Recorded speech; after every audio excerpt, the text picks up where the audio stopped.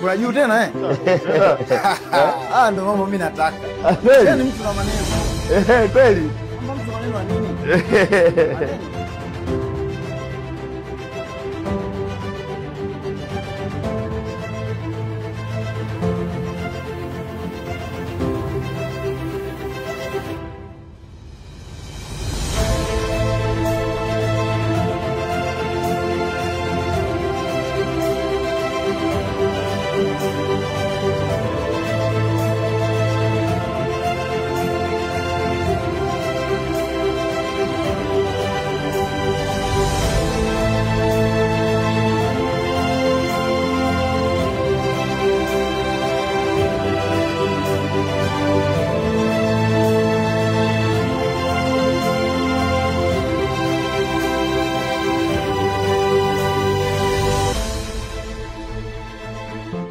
Ongera na pole.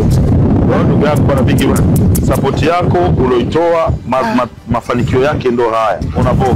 Unaposaidia naamini unapoona mtu ametengeneza kitu, wewe mwenyewe moyo wako unasema bana, nashukuru.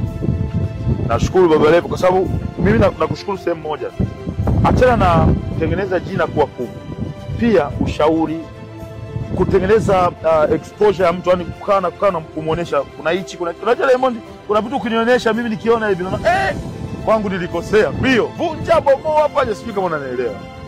Lakini sasa Mungu akusaidie. Endelea kutupush. Na ndio maana naambia Watanzania siku zote, ukiona mtu anasimama mbele kwamba bora umuue kwa sababu ya mtu fulani, ni kwa sababu anaamini huyu mtu amebadilisha maisha yake kwa kiasi kikubwa. Ningekumbuka hizo siku za